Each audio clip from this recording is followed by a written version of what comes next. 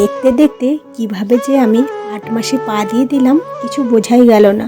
সুখ দুঃখ মিলিয়ে, শরীরে নানা রকম কমপ্লিকেশন মিলিয়ে এখন হচ্ছে দেখতে দেখতে 8 মাসে পা দিয়ে গেলাম। ভগবানের আশীর্বাদে আর আপনাদের আশীর্বাদে দেখতে দেখতে 8 মাসের জার্নিটা প্রায় আমার কমপ্লিটের দিকে এখন চলে এসেছে। হ্যালো ফ্রেন্ডস, কল্পনা ক্রিয়েশনে আরও একটি নিউ ভিডিওর সাথে সবাইকে অনেক অনেক স্বাগত।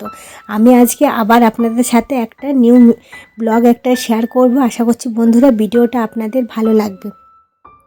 তো প্রেগনেন্সি দেখতে দেখতে আমার প্রায় এখন কিন্তু আমি 8 মাসে পা দিয়েছি, প্রায় ওই যে মাঝামাঝির মধ্য দিয়ে।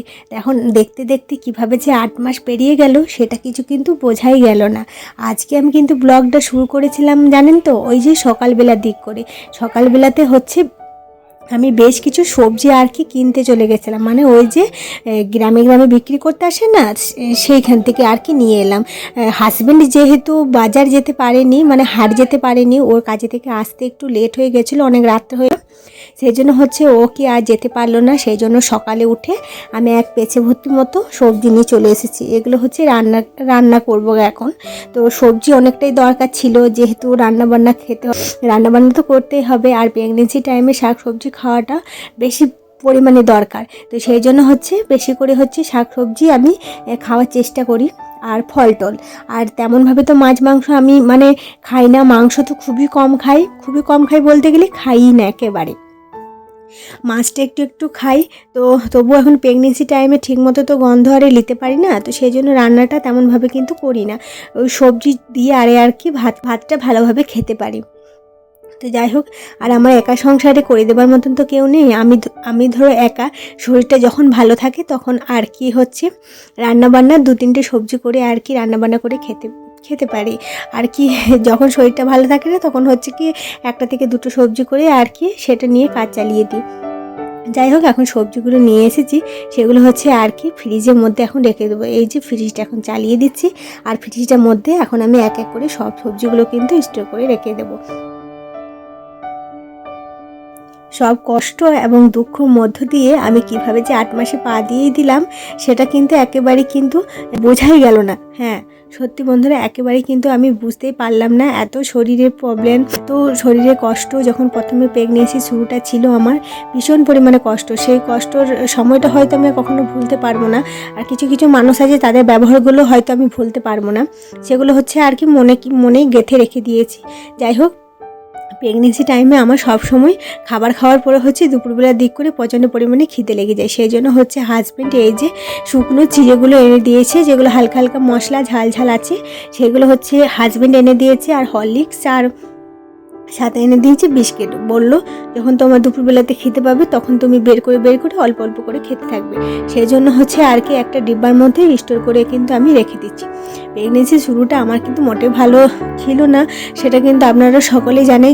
যারা আমার ব্লগ ভিডিও কন্টিনিউ দেখেন তারা অবশ্যই কিন্তু জানতে পারবেন। আর প্রথমে শুরুটা একেবারে কিন্তু ভালো ছিল না।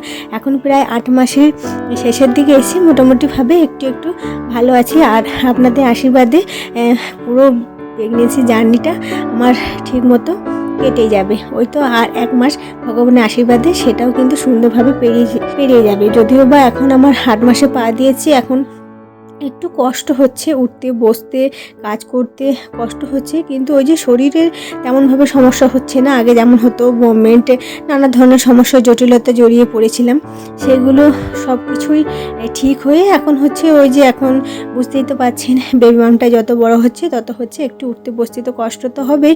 সেটা মা হতে গেলে সব কষ্টই হচ্ছে আর কি, একটু সহ্য করতে হবে। যাই হোক, সব কিছুই মানিয়ে নিয়ে এখন চলাফেরা করছি। তারপর হচ্ছে এটা কিন্তু তার পরের দিনে ক্লিপস।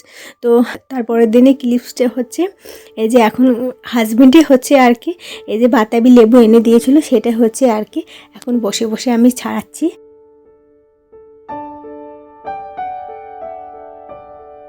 প্রেগনেন্সি টাইমে বাতাবি লেবু খাওয়া কিন্তু খুবই ভালো। সেই জন্য হচ্ছে হাজব্যান্ড কিন্তু এনে দিয়েছে, বলেছে তুমি খাবে, সেই জন্য দুপুরে খেয়ে নিলাম। তারপরে বন্ধুরা এই যে আমি ফিরে এলাম আপনাদের সাথে একেবারে সন্ধেবেলায়। তারপরে হচ্ছে রাত্রের রান্নাবান্নার দিকে যাব।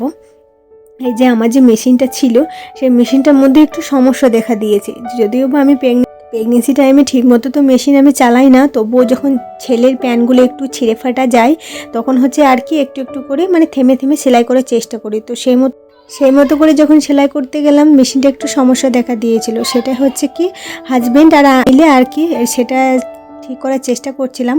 আর মেশিনে আমার কোনো সমস্যা হলে সেটা কিন্তু আমার হাজব্যান্ডই ঠিক করে দেয়। ও চটপট কিন্তু সব মানে ঠিক করতে পারে, সে মেশিনটা তারপরে হচ্ছে ঠিক করে দিয়েছিল। তারপর হচ্ছে রাত্রে ডিনারে যে খাবারগুলো বানাবো তো সেগুলি হচ্ছে আর কি হাজব্যান্ড আর আমি দুজনে মিলে হচ্ছে আর কি বানিয়ে নিলাম। তো ও রাত্রের যখন আমি রান্না বান্না করি তখন হাজব্যান্ডটা কিন্তু আমাকে প্রচণ্ড পরিমাণে হেল্প করে।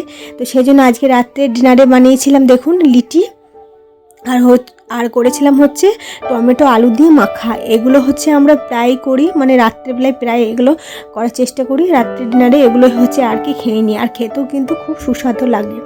তো সেই জন্য হচ্ছে রাত্রের ডিনারে বানিয়ে নিয়েছি লিটি আর হচ্ছে টমেটো আলু দিয়ে মাখা। সেগুলো হচ্ছে আজকে রাত্রের ডিনার। তো ফ্রেন্ডস, ব্লগ ভিডিওটা আপনাদের কেমন লাগলো অবশ্যই কিন্তু আমার কমেন্ট বক্সে জানাবেন। যদি আমার ভিডিওগুলো ভালো লেগে থাকে অবশ্যই চ্যানেলটাকে সাবস্ক্রাইব করে আমার পাশে থাকবেন। ফেসবুক পেজ প্রোফাইল থেকে যদি দেখে থাকেন অবশ্যই প্রোফাইলটা আমার ফলো করে আমার সাথে থাকবেন। দেখা হবে নেক্সট একটা নিউ ভিডিওর সাথে। এখনকার মতন টাটা।